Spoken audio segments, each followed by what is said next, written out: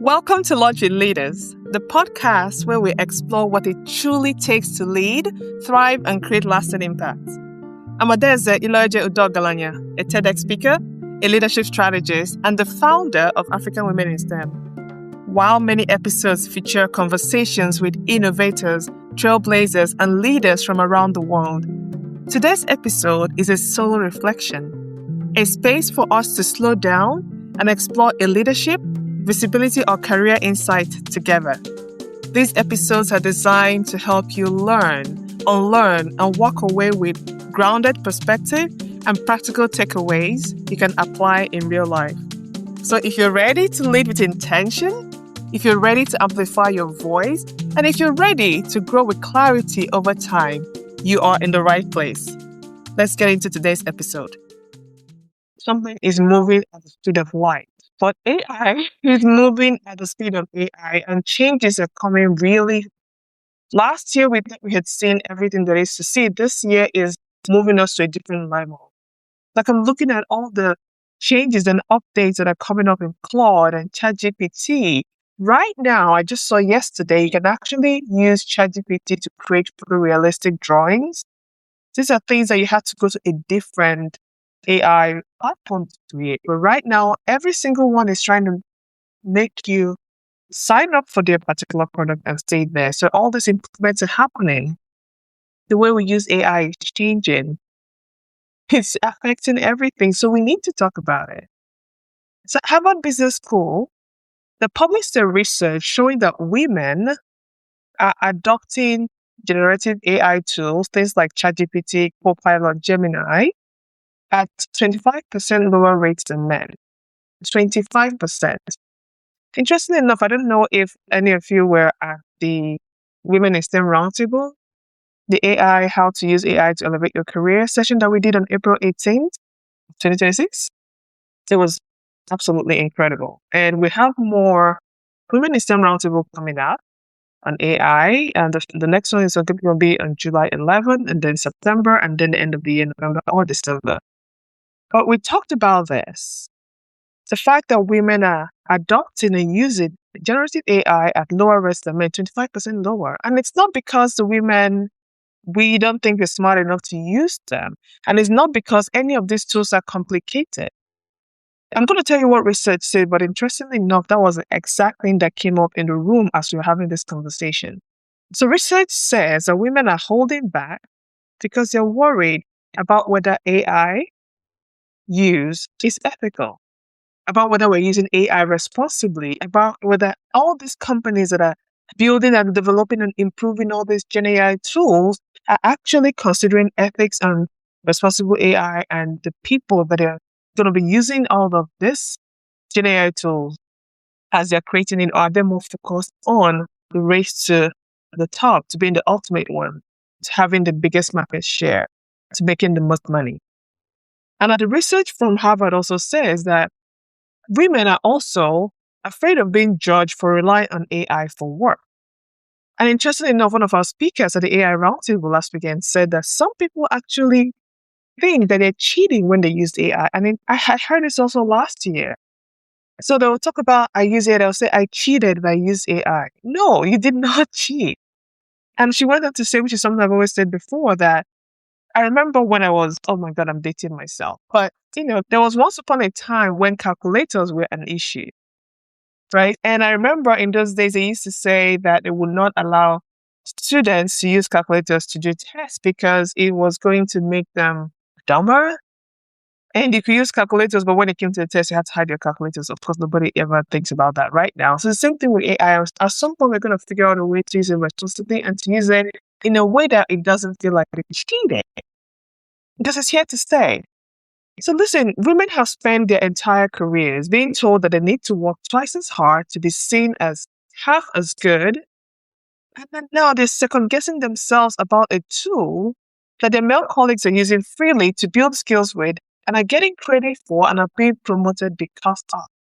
And then there's this stat as well from the World Economic Forum that found that 57% of all jobs at risk of automation are currently held by women. 57%. That's more than half. And at the same time, only 26% of global AI-related jobs that are being created by this AI revolution that we're all experiencing, only 26% of global AI-related jobs are held by women. Women are more than 50% of the population. Why are we holding only 26% of the AI jobs? So this is not just an issue of how many women are using AI, what percentages. It's also impacting us economically, financially. And we know that this has long-term detrimental impacts. We're already losing now. Black women make 64% to the dollar or even less than white men do. So women are at the front line to lose jobs because of AI. And now we're at the back of the line to gain jobs that are created because of AI. This is not a coincidence. This is a pattern, and patterns don't break themselves. So I think let's talk about this woman. Maybe you know her. So she's brilliant, extremely smart. She's very well credentialed, has a PhD, 15 years experience in industry. She's led teams. She's built systems. She's solved problems. And most people in her organizations can't even fully comprehend what she knows and what she's able to do. Like, she is really like the problem solver. The what? Almost indispensable.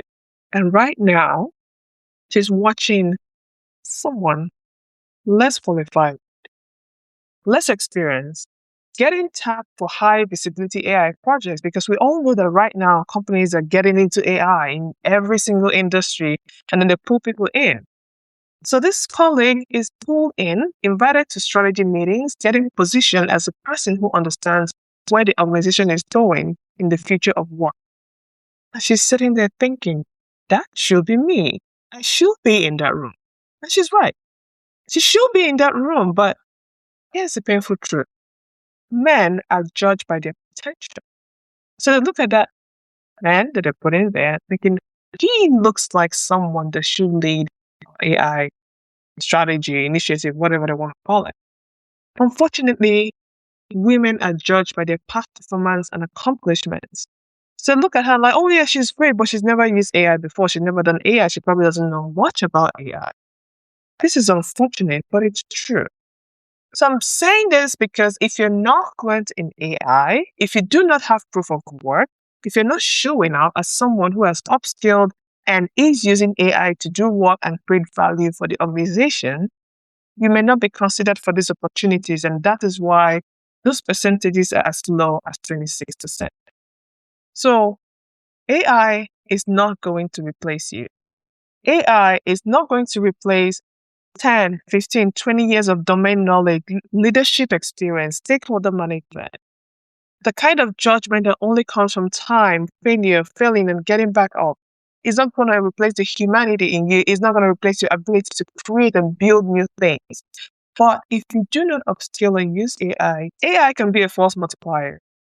And if you understand this, the women that get curious, start now, are going to lead the future of work. And that is what we need to be doing.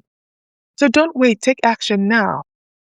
And let's make this practical, because that's what we do here. We don't just talk about the problem, we talk about what to do next, what actions to take. I'm going to use this opportunity to invite you to look out for our next Women in STEM Roundtable. It's going to be on July 11th.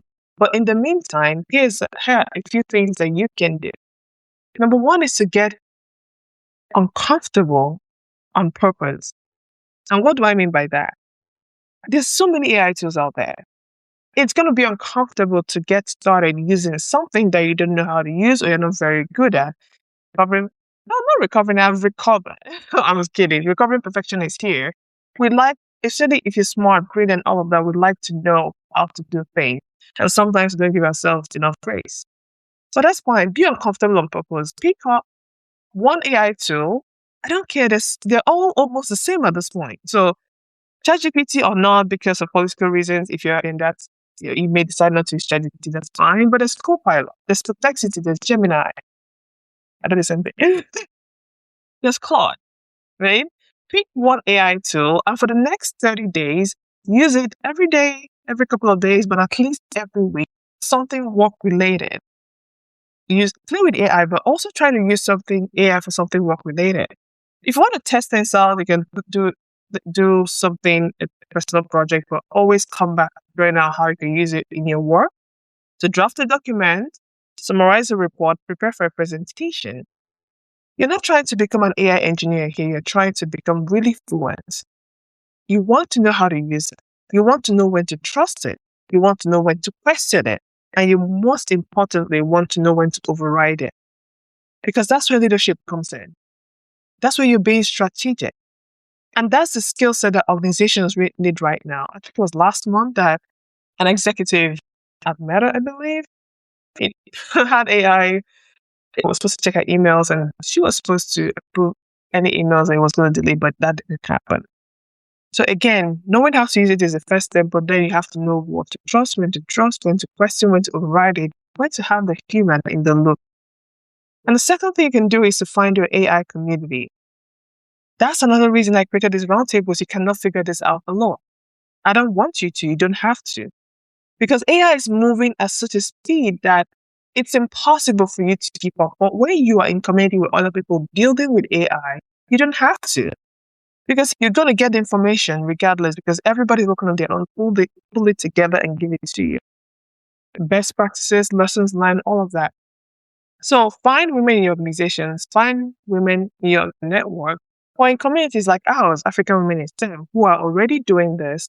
Learn from them, share what you're learning, build with them. This is going to be your advantage. Community is currency. And in the AI era, this is more true than ever. One more thing before we leave. If you want to know exactly how to position yourself with AI in a way that gets you noticed, start with understanding your leadership edge. So take your leadership edge diagnostic. It's an assessment that I created. It's free. It will only take you 5 minutes and it will show you exactly where your visibility gaps are, where your strengths are, and what you're missing in this AI era and how to actually be a leader in AI. What to do about that? Once you're done, it gets you the results right away. It is built for senior women in STEM who are ready to be recognized for the work that they're already doing and who are ready to upskill, be AI fluent, and do more.